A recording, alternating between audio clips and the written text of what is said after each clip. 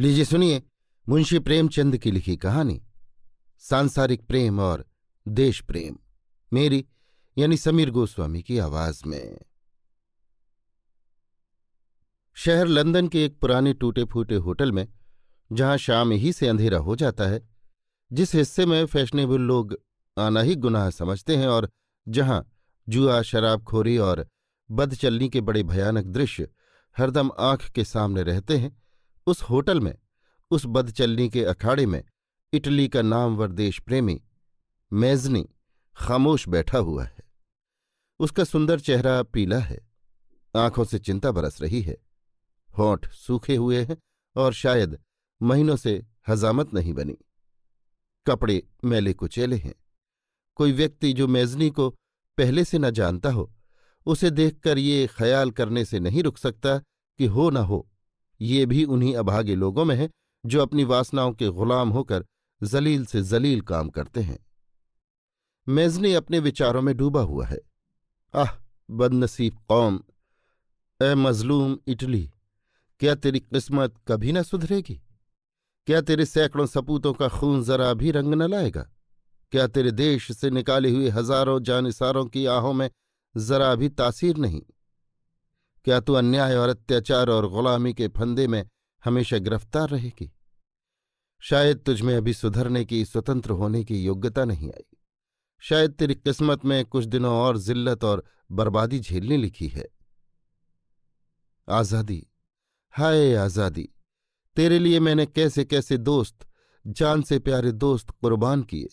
कैसे कैसे नौजवान, होनहार नौजवान, जिनकी माएँ और बीवियां आज उनकी कब्र पर आंसू बहा रही हैं और अपने कष्टों और आपदाओं से तंग आकर उनके वियोग के कष्ट में अभागे आफत के मारे मेज़नी को शाप दे रही हैं।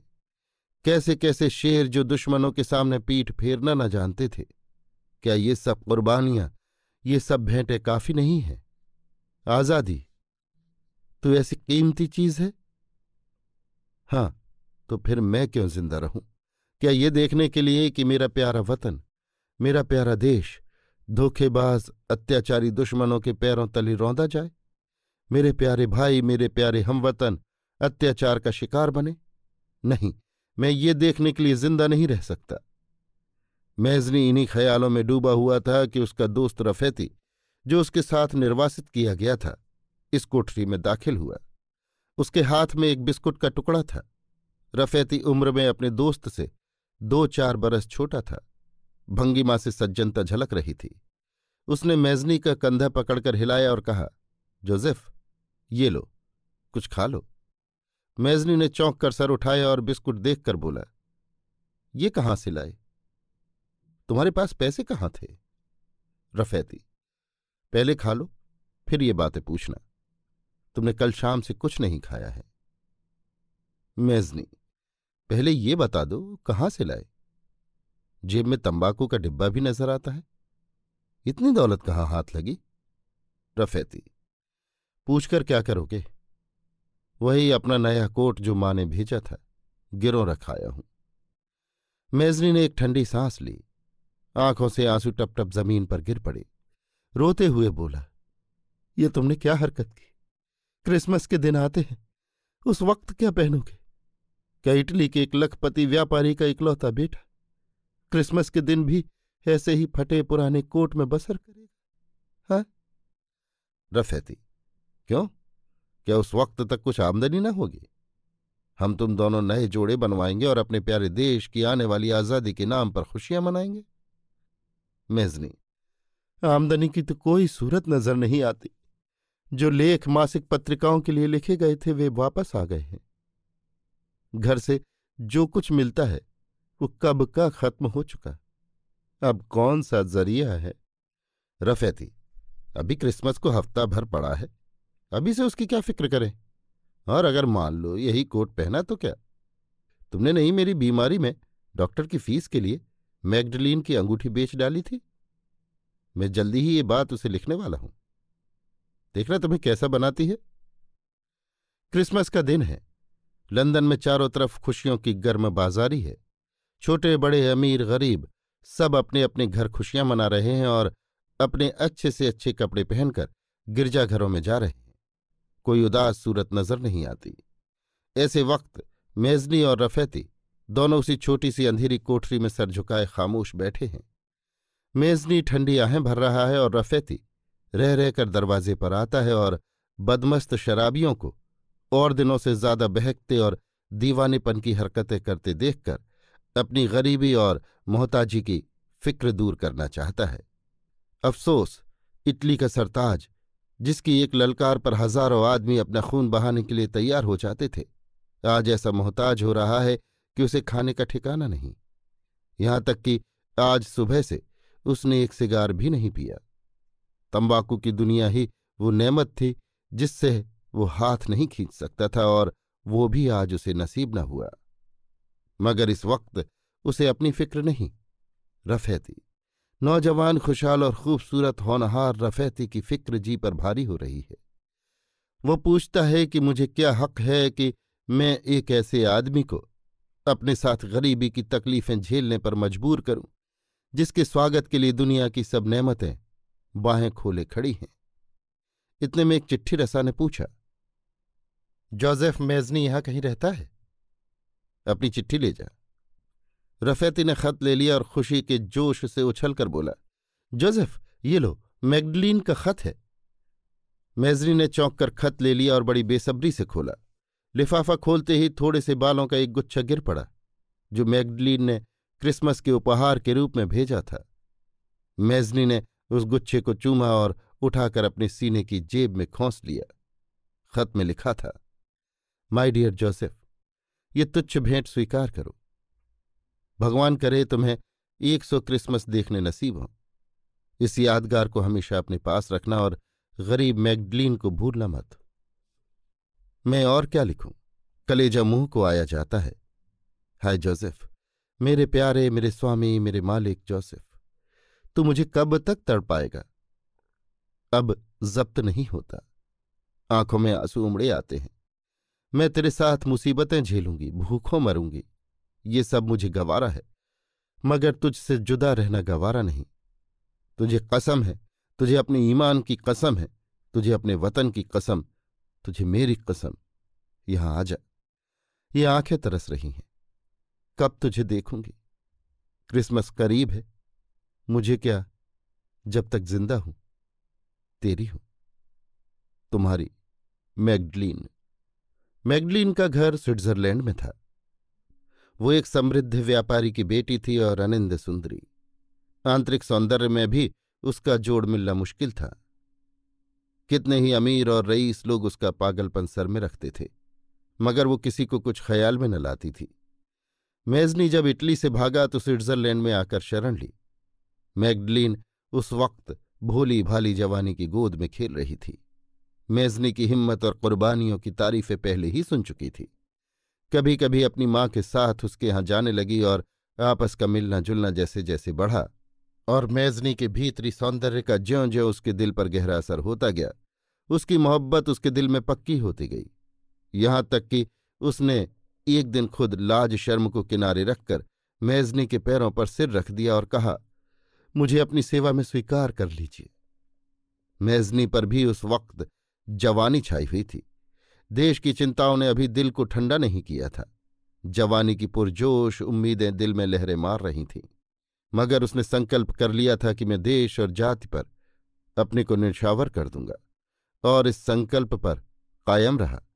एक ऐसी सुंदर युवती के नाजुक नाजुक होठों से ऐसी दरख्वास्त सुनकर रद्द कर देना मेजनी ही जैसे संकल्प के पक्के हयाव के पूरे आदमी का काम था। मैगडलीन भीगी भीगी आंखें लिए उठी, मगर निराश न हुई थी।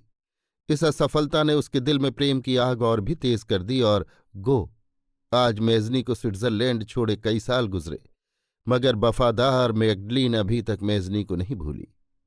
दिनों के साथ उसकी मोहब्बत और भी गाढ़ी और सच्ची होती जाती है। मेजनी खत पढ़ चुका तो एक लंबी आह भरकर रफेती से बोला, देखा मैगडलीन क्या कहती है? रफेती, उस गरीब की जान लेकर दम लोगे? मेजनी फिर ख्याल में डूबा। मैगडलीन, तू नौजवान है, सुंदर है, भगवान ने तुझे अकूत दौलत दी है, तू क्यों एक गरीब दुखियारे कंगाल फक्कड़ परदेश में मारे मारे फिरने वाले आदमी के पीछे अपनी जिंदगी मिट्टी में मिला रही है? मुझ जैसा मायूस आफत का मारा हुआ आदमी तुझे क्यों कर खुश रख सकेगा? नहीं नहीं, मैं ऐसा स्वार्थी नहीं हूं। दुनिया में बहुत से ऐसे हंसमुख खुशहाल नौजवान हैं जो तुझे खुश रख सकते हैं, जो तेरी पूजा कर सकते हैं। क्यों तू उनमें से किसी को अपनी गुलामी में नहीं ले लेती? मैं तेरे प्रेम, सच्चे नेक और निस्वार्थ प्रेम का आदर करता हूं, मगर मेरे लिए, जिसका दिल देश और जाति पर समर्पित हो चुका है, एक प्यारी और हमदर्द बहन के सिवा और कुछ नहीं हो सकती। मुझ में ऐसी क्या खूबी है, ऐसे कौन से गुण हैं कि तुझ जैसी देवी मेरे लिए ऐसी मुसीबतें झेल रही है? आह मेजनी, कमबख्त मेजनी, तू कहीं का ना हुआ। जिनके लिए तूने अपने को न्यौछावर कर दिया, वो तेरी सूरत से नफरत करते हैं। जो तेरे हमदर्द हैं वो समझते हैं तू सपने देख रहा है। इन ख्यालों से बेबस होकर मेजनी ने कलम दवात निकाली और मैगडलीन को खत लिखना शुरू किया। प्यारी मैगडलीन, तुम्हारा खत उस अनमोल तोहफे के साथ आया। मैं तुम्हारा हृदय से कृतज्ञ हूं कि तुमने मुझ जैसे बेकस और बेबस आदमी को इस भेंट के काबिल समझा। मैं उसकी हमेशा कद्र करूंगा। ये मेरे पास हमेशा एक सच्चे, निस्वार्थ और अमर प्रेम की स्मृति के रूप में रहेगी, और जिस वक्त ये मिट्टी का शरीर कब्र की गोद में जाएगा, मेरी आखिरी वसीयत ये होगी कि ये यादगार मेरे जनाजे के साथ दफन कर दी जाए। मैं शायद खुद उस ताकत का अंदाजा नहीं लगा सकता जो मुझे इस ख्याल से मिलती है कि दुनिया में जहां चारों तरफ मेरे बारे में बदगुमानियां फैल रही हैं, कम से कम एक ऐसी नेक औरत है जो मेरी नीयत की सफाई और मेरी बुराइयों से पाक कोशिश पर सच्ची निष्ठा रखती है। और शायद तुम्हारी हमदर्दी का यकीन है कि मैं जिंदगी की ऐसी कठिन परीक्षा में सफल होता जाता हूं। मगर प्यारी बहन, मुझे कोई तकलीफ नहीं है। तुम मेरी तकलीफों के ख्याल से अपना दिल मत दुखाना। मैं बहुत आराम से हूं। तुम्हारे प्रेम जैसी अक्षय निधि पाकर भी अगर मैं कुछ थोड़े से शारीरिक कष्टों का रोना रोऊं, तो मुझ जैसा अभागा आदमी दुनिया में कौन होगा? मैंने सुना है तुम्हारी सेहत रोज बरोज गिरती जाती है। मेरा जी बेअख्तियार चाहता है कि तुझे देखूं। काश मैं आजाद होता, काश मेरा दिल इस काबिल होता कि तुझे भेंट चढ़ा सकता, मगर एक पज़मुर्दा उदास दिल तेरे काबिल नहीं। मैगडलीन, खुदा के वास्ते अपनी सेहत का ख्याल रखो। मुझे शायद इससे ज्यादा और किसी बात की तकलीफ न होगी कि प्यारी मैगडलीन तकलीफ में है, और मेरे लिए तेरा पाकीज़ा चेहरा इस वक्त निगाहों के सामने है। मेगा, देखो, मुझसे नाराज ना हो। खुदा की कसम, मैं तुम्हारे काबिल नहीं हूं। आज क्रिसमस का दिन है, तुम्हें क्या तोहफा भेजूं? खुदा तुम पर हमेशा अपनी बेइंतहा बरकतों का साया रखे। अपनी माँ को मेरी तरफ से सलाम कहना। तुम लोगों को देखने की इच्छा है, देखे कब तक पूरी होती है। तेरा जोसेफ। इस वाक़े के बाद बहुत दिन गुजर गए। जोसेफ मेजनी फिर इटली पहुंचा और रोम में पहली बार जनता के राज्य का ऐलान किया गया। 3 आदमी राज्य की व्यवस्था के लिए निर्वाचित किए गए। मेजनी भी उनमें एक था। मगर थोड़े ही दिनों में फ्रांस की ज्यादतियों और पीडमांट के बादशाह की दगाबाजियों की बदौलत इस जनता के राज का खात्मा हो गया और उसके कर्मचारी और मंत्री अपनी जानें लेकर भाग निकले। मेजनी अपने विश्वसनीय मित्रों की दगाबाजी और मौकापरस्ती पर पैचोत्ताप खाता हुआ खस्ता हाल और परेशान रोम की गलियों की खाक छानता फिरता था। उसका ये सपना कि रोम को मैं जरूर एक दिन जनता के राज का केंद्र बनाकर छोड़ूंगा, पूरा होकर फिर तितर बितर हो गया। दोपहर का वक्त था। धूप से परेशान होकर वो एक पेड़ की छाया में जरा दम लेने के लिए ठहर गया कि सामने से एक लेडी आती हुई दिखाई दी। उसका चेहरा पीला था, कपड़े बिल्कुल सफेद और सादा, उम्र 30 से ज्यादा। मेजनी आत्मविस्मृति की दशा में था कि ये स्त्री प्रेम से व्यग्र होकर उसके गले लिपट गई। मेजनी ने चौंक कर देखा, बोला, प्यारी मैगडलीन तुम हो? ये कहते कहते उसकी आंखें भीग गईं। मैगडलीन ने रोकर कहा, जोसेफ, और मुंह से कुछ न निकला। दोनों खामोश कई मिनट तक रोते रहे। आखिर मेजनी बोला, तुम यहां कब आई मैगा? मैगडलीन, मैं यहां कई महीने से हूं। मगर तुमसे मिलने की कोई सूरत नहीं निकलती थी। तुम्हें कामकाज में डूबा हुआ देखकर और ये समझकर कि अब तुम्हें मुझ जैसी औरत की हमदर्दी की जरूरत बाकी नहीं रही, तुमसे मिलने की कोई जरूरत न देखती थी। क्यों जोसेफ, ये क्या कारण है कि अक्सर लोग तुम्हारी बुराई किया करते हैं? क्या वो अंधे हैं? क्या भगवान ने उन्हें आंखें नहीं दी? जोसेफ, मेघा, शायद वो लोग सच कहते होंगे। फिलहाल मुझ में वो गुण नहीं है जो मैं शान के मारे अक्सर कहा करता हूं कि मुझ में है, या जिन्हें तुम अपनी सरलता और पवित्रता के कारण मुझ में मौजूद समझती हो। मेरी कमजोरियां रोज बरोज मुझे मालूम होती जाती हैं। मैगडलीन, जभी तो तुम इस काबिल हो कि मैं तुम्हारी पूजा करूं। मुबारक है वो इंसान जो खुद ही को मिटाकर अपने को हेच समझने लगे। जोसेफ, भगवान के लिए मुझे इस तरह अपने से मत अलग करो। मैं तुम्हारी हो गई हूं और मुझे विश्वास है कि तुम वैसे ही पाक साफ हो जैसा हमारा यीशु था। ये ख्याल मेरे मन पर अंकित हो गया है, और अगर उसमें जरा कमजोरी आ गई थी तो तुम्हारी इस वक्त की बातचीत ने उसे और भी पक्का कर दिया। बेशक तुम फरिश्ते हो, मगर मुझे अफसोस है कि दुनिया में क्यों लोग इतने तंग दिल और अंधे होते हैं, और खास तौर पर वो लोग जिन्हें मैं तंग ख्याल से ऊपर समझती थी। रफेती, रसारीनो पलाइनो, बरनाबास, ये सब के सब तुम्हारे दोस्त हैं। तुम उन्हें अपना दोस्त समझते हो, मगर वो सब तुम्हारे दुश्मन हैं, और उन्होंने मुझसे मेरे सामने सैकड़ों ऐसी बातें तुम्हारे बारे में कही हैं जिनका मैं मरकर भी यकीन नहीं कर सकती। वो सब गलत झूठ बकते हैं। हमारा प्यारा जोसेफ वैसा ही है जैसा मैं समझती थी, बल्कि उससे भी अच्छा। क्या ये भी तुम्हारी एक जाती खूबी नहीं है कि तुम अपने दुश्मनों को भी अपना दोस्त समझते हो? जोसेफ से अब सब्र न हो सका। मैगडलीन के मुरझाए हुए पीले पीले हाथों को चूम कर कहा, प्यारी मेघा, मेरे दोस्त बेकसूर हैं और मैं खुद दोषी हूं।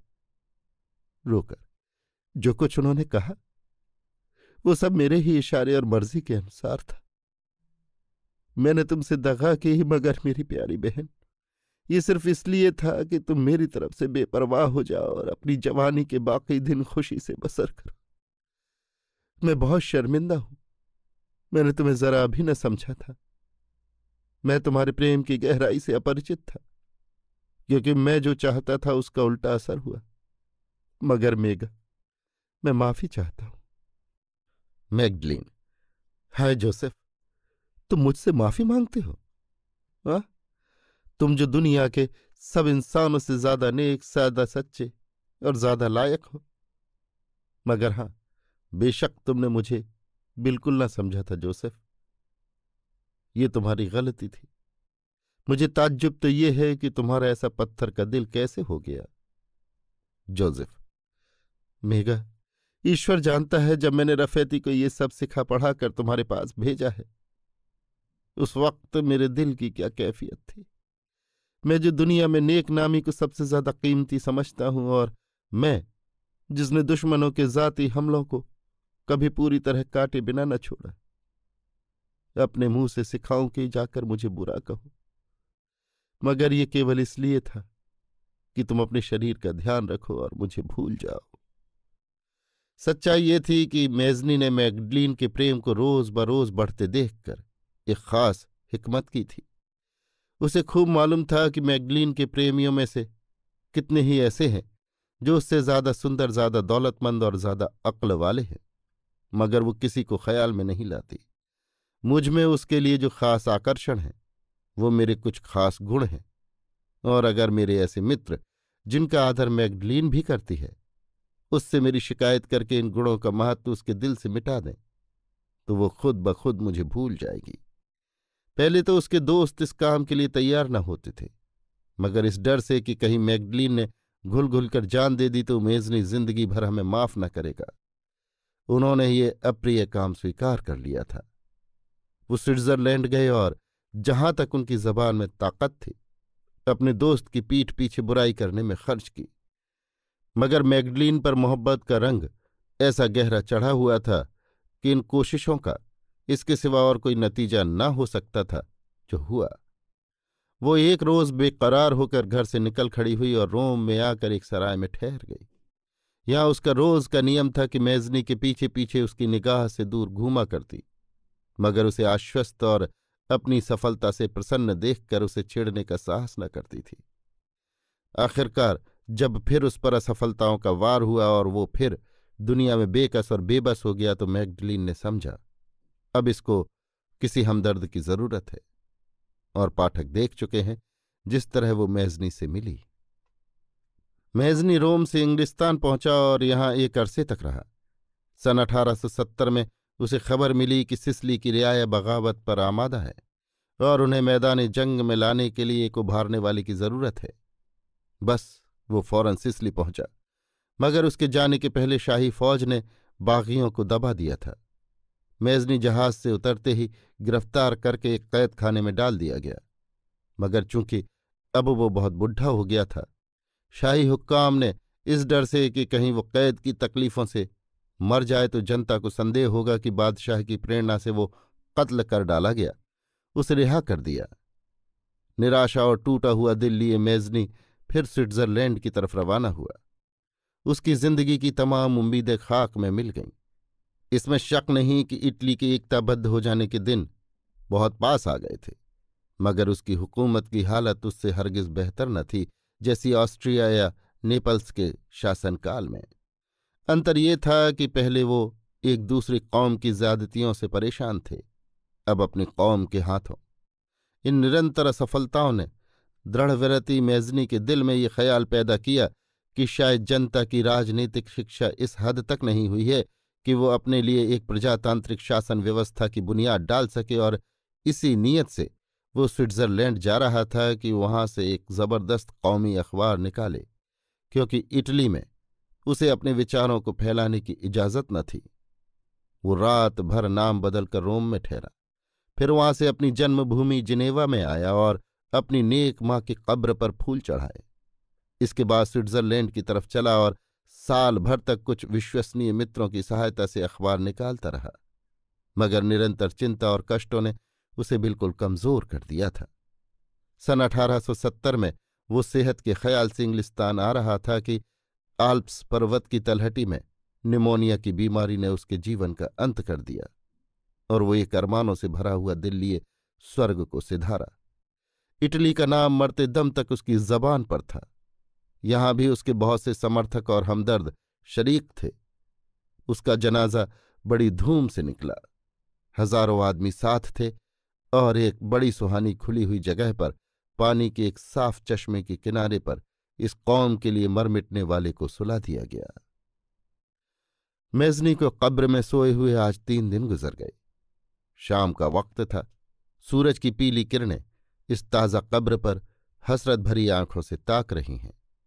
तभी एक अधीड़ खूबसूरत औरत सुहाग के जोड़े पहने लड़खड़ाती हुई आई। ये मैगडलीन थी। उसका चेहरा शोक में डूबा हुआ था, बिल्कुल मुरझाया हुआ कि जैसे अब इस शरीर में जान बाकी नहीं रही। वो इस कब्र के सिराहने बैठ गई और अपने सीने पर खुसे हुए फूल उस पर चढ़ाए। फिर घुटनों के बल बैठकर सच्चे दिल से दुआ करती रही। जब खूब अंधेरा हो गया, बर्फ पड़ने लगी, तो वो चुपके से उठी और खामोश सर झुकाए करीब के एक गांव में जाकर रात बसर की और भोर की बेला अपने मकान की तरफ रवाना हुई। मैगडलीन अब अपने घर की मालिक थी। उसकी माँ बहुत जमाना हुआ मर चुकी थी। उसने मेजनी के नाम से एक आश्रम बनवाया और खुद आश्रम की ईसाई लेडियों के लिबास में वहां रहने लगी। मेजनी का नाम उसके लिए एक निहायत पुरदर्द और दिलकश गीत से कम न था। हमदर्दों और कद्रदानों के लिए उसका घर उनका अपना घर था। मेजनी के खत उसकी इंजील और मेजनी का नाम उसका ईश्वर था। आसपास के गरीब लड़कों और मुफलिस बीवियों के लिए यही बरकत से भरा हुआ नाम जीविका का साधन था।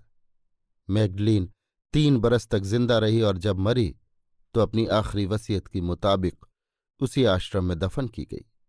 उसका प्रेम मामूली प्रेम न था, एक पवित्र और निष्कलंक भाव था, और वो हमको उन प्रेम रस में डूबी हुई गोपियों की याद दिलाता है जो श्रीकृष्ण के प्रेम में वृंदावन की कुंजों और गलियों में मडलाया करती थी, जो उससे मिले होने पर भी उससे अलग थीं और जिनके दिलों में प्रेम के सिवा और किसी चीज की जगह न थी।